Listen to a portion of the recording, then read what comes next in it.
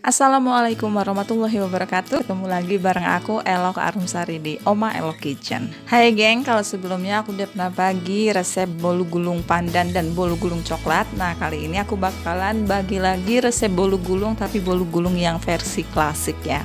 Jadi resep bolu gulung kali ini itu teksturnya itu lebih padat daripada resep bolu gulung yang udah pernah aku share sebelumnya. Mau tahu gimana cara aku bikinnya? Tontonin terus videonya sampai selesai.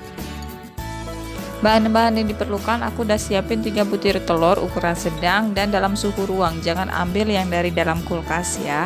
Lalu ada 1 sendok teh SP, kalian bisa pakai TBM, ovalet, terserah aja. Lalu 50 gram gula pasir, 50 gram tepung terigu protein sedang, aku pakai segitiga biru. Ada 5 gram tepung maizena atau sekitar setengah sendok makan. Kalau bisa jangan di skip karena tepung maizena ini yang bikin bolunya itu tambah lembut. 65 gram mentega yang udah dicairkan, boleh kalian ganti pakai margarin. Di sini aku pakai juga pasta coklat dan pasta vanili. Untuk cara membuatnya itu gampang banget, pakai teknik all in one. Jadi siapkan wadah dan masukin semua bahan kecuali mentega cair dan pasta coklat.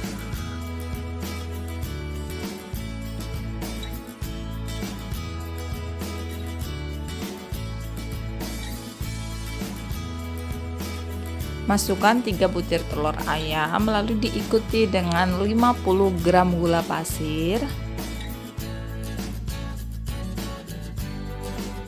1 sendok teh SP, 50 gram tepung terigu protein sedang, dan 5 gram tepung maizena atau sekitar setengah sendok makan. Di sini aku masukin juga pasta vanilinya sebanyak 1 sendok teh, kira-kira sekitar 1 sendok teh. Kalau kalian nggak punya pasta vanili, kalian bisa ganti pakai vanili bubuk sebanyak 1 bungkus aja. Lanjut mixer semua bahan sampai adonan bolunya ini pucat, kental, dan berjejak. Di sini aku mixer sekitar 7-8 menit. Tergantung mixer kalian masing-masing, nggak melulu harus 7-8 menit, pokoknya sampai adonannya itu kental berjejak. Ciri-cirinya jika adonan diangkat seperti ini, jadi jejak jatuhnya adonan itu nggak gampang turun. Jika sudah, kalian bisa masukkan mentega yang udah dicairkan secara bertahap sedikit demi sedikit. Kalau aku biasanya dalam 3 tahapan. Tujuannya agar si mentega cair ini benar-benar tercampur rata dengan adonan bolunya. Karena kalau misalkan masih ada mentega cair itu yang masih mengendap di bagian bawah wadahnya itu, takutnya bolunya itu rawan bantat.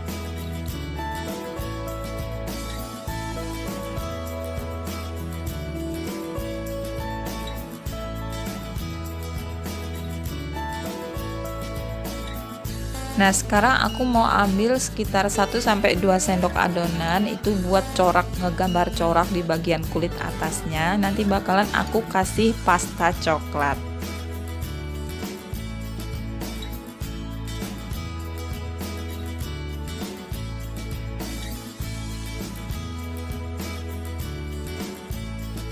Nah, adonan bolunya udah jadi. Di sini aku pakai loyang ukuran 22 x 22 yang udah aku olesin mentega dan dialasin pakai kertas roti. Tuang adonan lalu ratakan.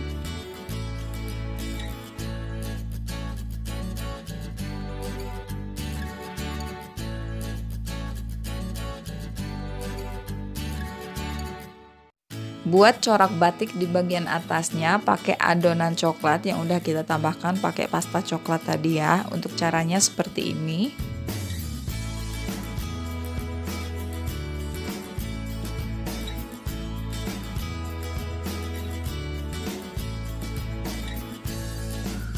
Lalu tarik garis pakai tusuk sate berlawanan arah dengan adonan coklat tadi, corak adonan coklat tadi.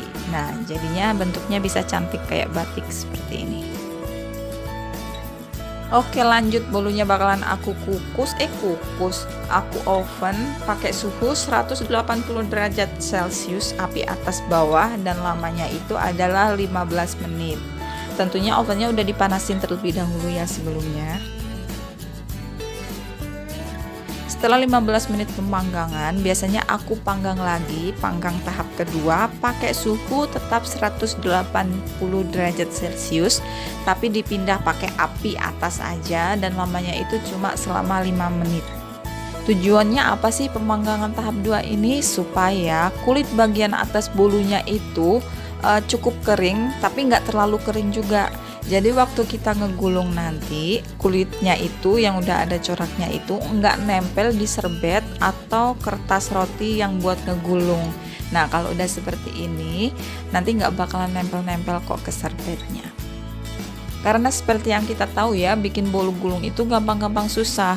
Kalau misalkan ngovennya itu terlalu sebentar, jadi bagian kulitnya itu masih agak lembek-lembek, nanti dia bakalan nempel di serbetnya. Tapi kalau kulit bolunya itu terlalu kering, nanti waktu digulung bisa pecah-pecah. Jadi harus pas. Ketika bolu itu keluar dari oven, kita harus gerak cepat ya.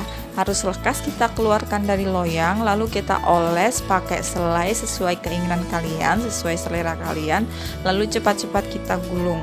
Karena kalau nanti nunggu agak dinginan, waktu ngegulung itu bisa-bisa bagian kulitnya itu pecah, jadi nggak cantik. Kalau masih pas panas-panas kayak gini kan dia masih lentur, jadi nggak bakalan pecah.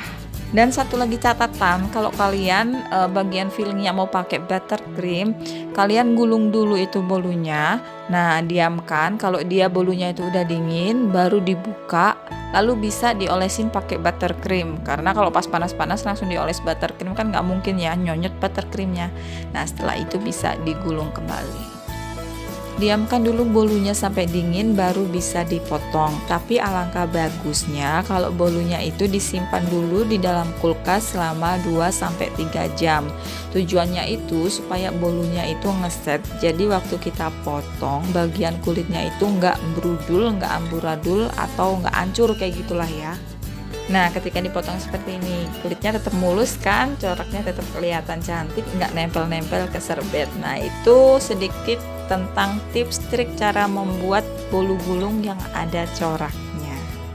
Soal rasanya udah nggak usah diragukan lagi, kalian langsung aja cari bahan-bahannya lalu recook di rumah. Nah, sekiranya sekian dulu ya resep yang aku bagiin kali ini, semoga bermanfaat.